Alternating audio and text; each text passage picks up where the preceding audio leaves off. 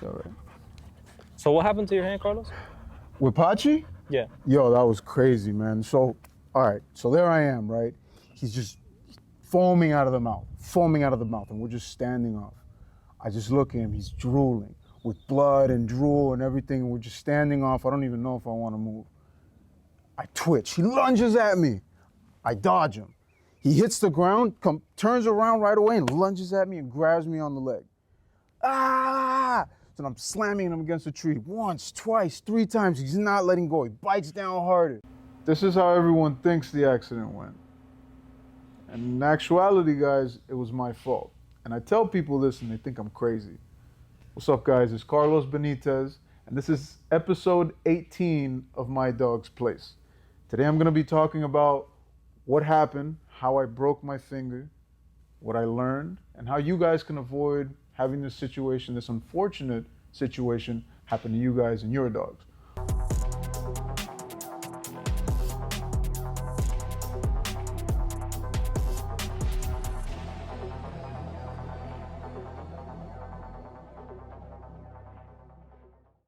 All right, guys, so long story less long, Pachi and Luffy got into it. For those of you that know me, you know that Pachi is my Staffy and Luffy is my Rottweiler mix.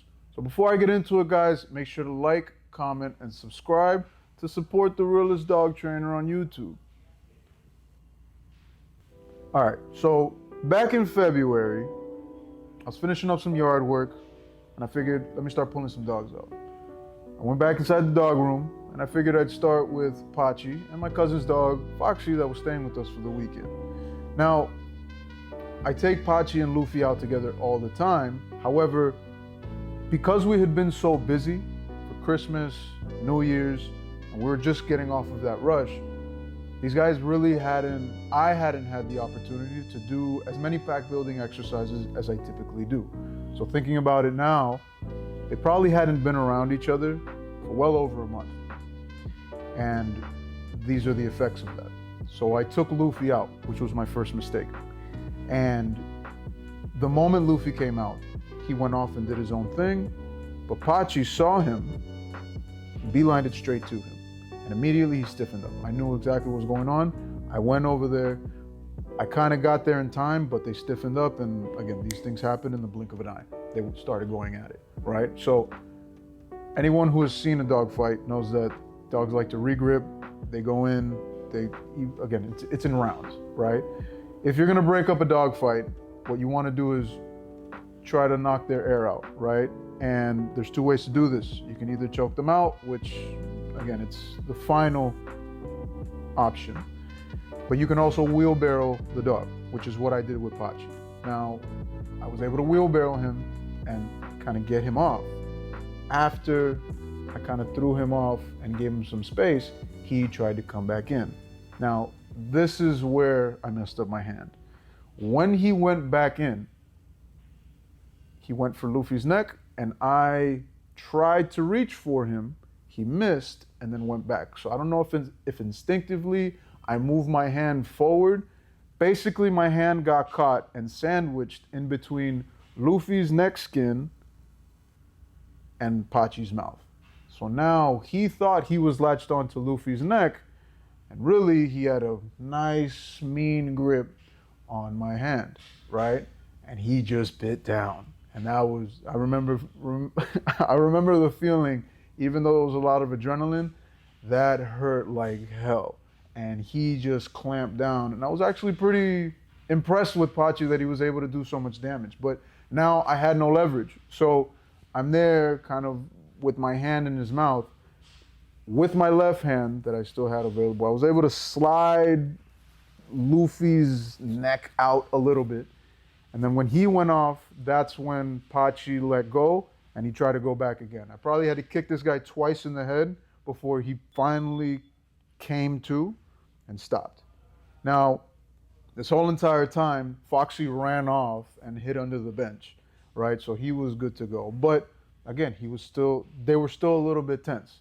Now, I'm bleeding, my hand is clearly broken, my finger is clearly broken, and it wasn't just my index finger. I had a bunch of puncture wounds all over my hand from all the different teeth that I was being bit by, right?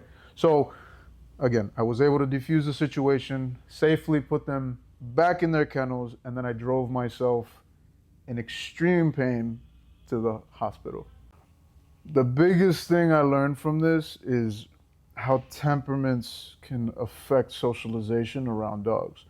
Not all dogs can be socialized around each other. And I had this pipe dream that I would eventually have Vinny, Luffy, and Pachi running around together. This is an unachievable thing.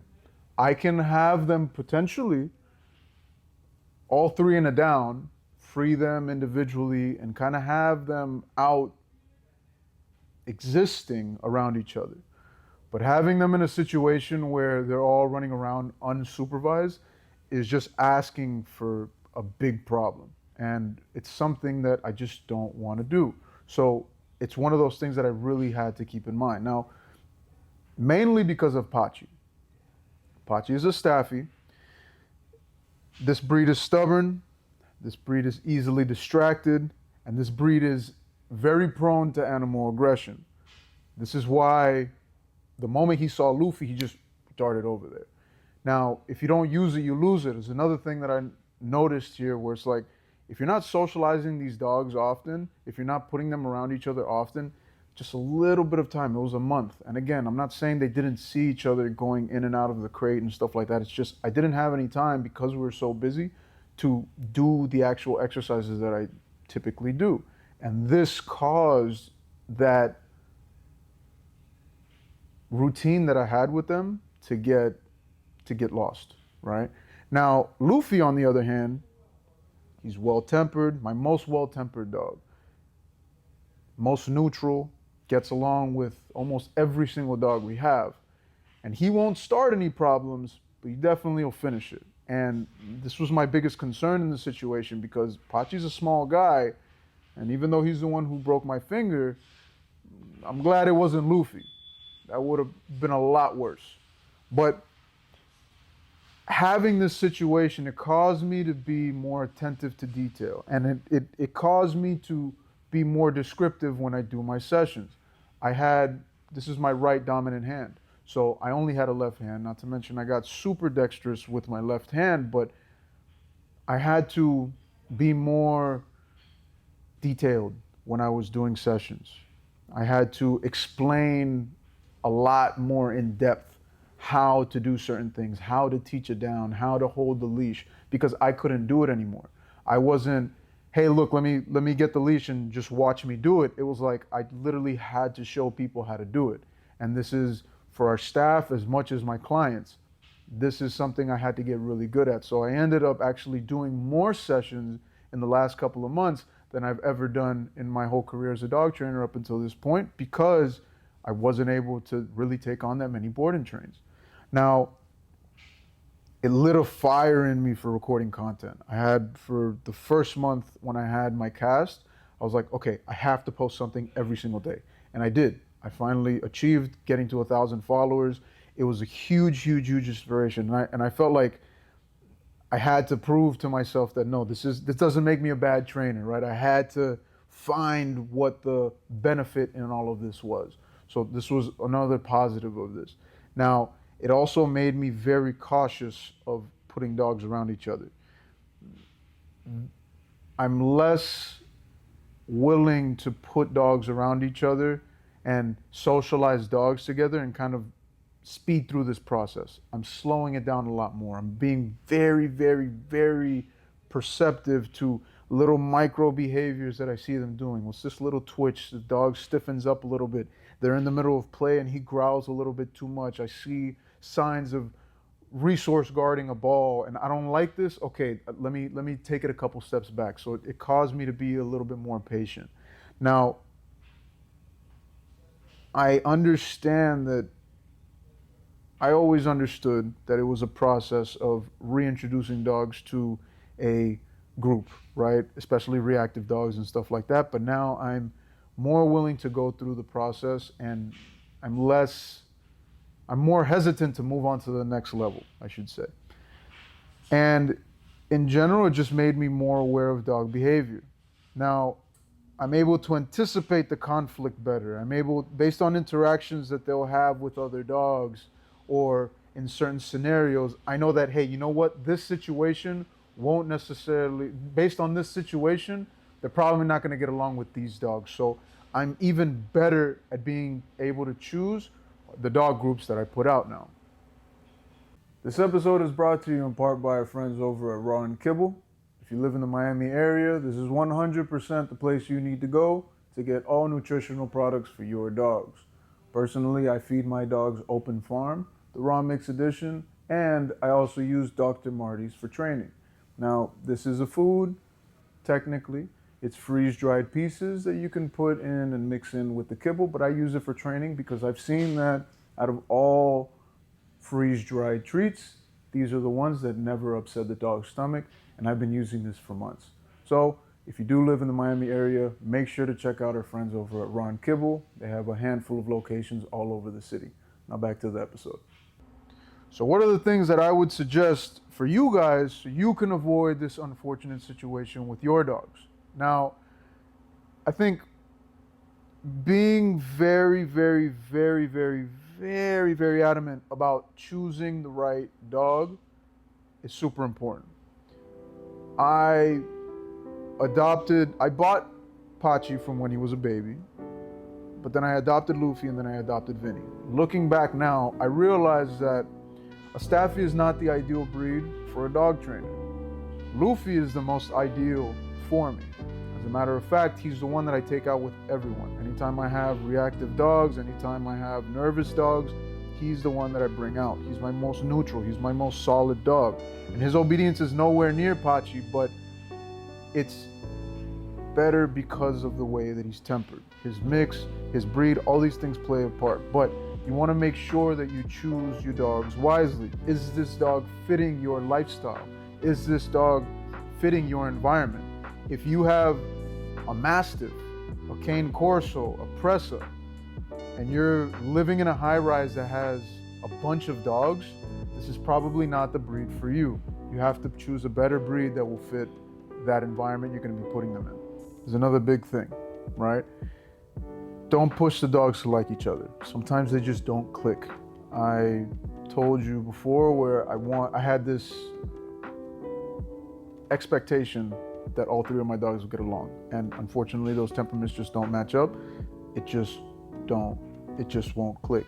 So you have to be aware with this, right? If you get a Malinois and then you also want to get a bully, depending on if they're neutered, depending on if they're dominant, this might not work out. If they're male or female, these are things to keep in mind. Just because they're good-looking dogs and because you raise them together, it doesn't always mean that they're going to grow up. And when they are fully developed and once they become adults, this isn't going to cause conflict. Dogs like their space. So this is another thing that I would also suggest. Having individual space for your dogs. If you do have a household with multiple pets, make sure that each of them has their own bed, each of them has their own crate, and that you are enforcing this space for each other. If Fido goes into Spike's stuff, you want to make sure that you tell Fido to cut it out. If Spike is messing with Fido, you want to make sure that you're vouching for Fido and telling him to cut it out. This is very important because over time, it'll kind of add to this conflict and it does add up. At some point, Fido might get annoyed and react nasty to Spike. We don't want that, and this is a good way to avoid adding more tension to this closed space that we're gonna have, which is your home. Always have a collar on your dog, just in case. You never know. Had I not had a collar on Pachi, it would have been a lot more difficult to keep him away after I broke them up. This is what I had to do. Using my thumb and my ring finger and pinky finger, I was holding him over here and then holding Luffy away. Had I not had a collar on them, it would have been a lot more difficult to keep them separated. So always have a collar on your dog. Don't get overly confident. I see a lot of people, even if your dog is off-leash trained, I would suggest always having a collar on them just in case.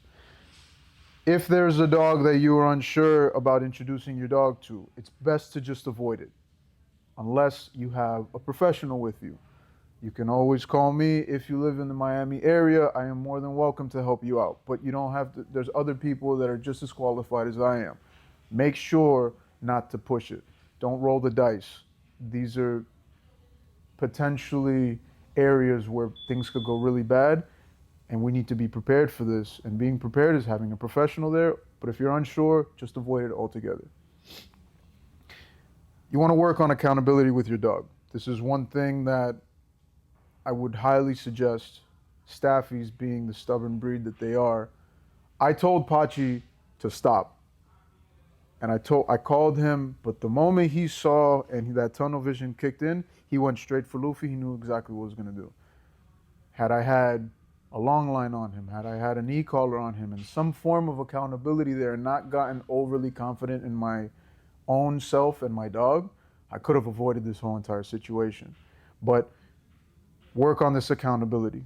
Work on when you say no, it should mean no, and have follow through. If you say no and your dog does it, correct them. Let them know, don't do this. There has to be some sort of aversive. And I'm not saying be harsh with it. I'm just saying be fair.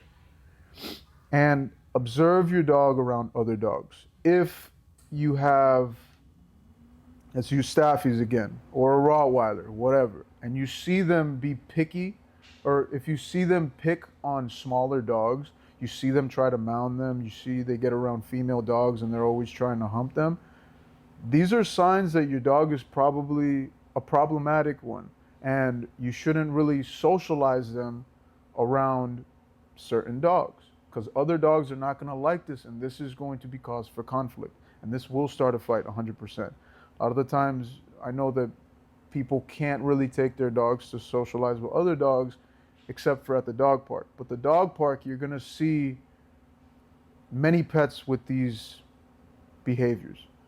Very pushy, don't respect boundaries. And if you see your dog is one of these dogs, it's your responsibility to keep them away and be very selective with the dogs that you leave your dogs around. But you can work on this 100%, but making sure that you're aware of these things is very, very important. Where are we at now? Well, Pachi's okay, Luffy's okay. My hand took a majority of the trauma there, so both of them are fine. But Pachi is now staying with my dad. And the reason for this is because it's a way better environment for him. While we spoke about Staffies being prone to animal aggression, they're actually great in family settings. And me being on the farm, it's just not ideal for Pachi. It's constantly putting him in a confrontational situation. Dogs are coming in and out.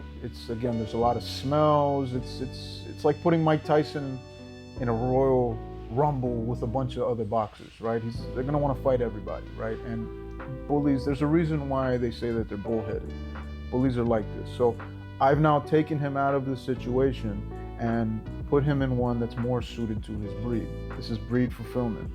Vinny, for example, patrols the farm at nighttime. This is what Mastiffs are bred to do. And Luffy, having the Rottweiler, but also Lab, makes it so that he's very social with a bunch of dogs. Now, Luffy probably needs the most exercise out of the three, and I can give that to him no problem at the farm. Pachi doesn't really need that much exercise, but he does need that family bond, right? These are nanny dogs, and they're meant to be very good with kids, which he is. So over at the house, being with Nico and with my cousin's dog, Foxy, there's no conflict ever. So they're all doing great. My hand is better. I'm starting physical therapy, and it's been going really good. I've already had all my surgeries, and I'm good to go, guys. So this is what I've learned. I appreciate you guys for sticking around. And as always, if you guys have any questions, comments, or observations for me, any suggestions for some videos that I should do or things that I should talk about, please feel free to leave them down below in the comments.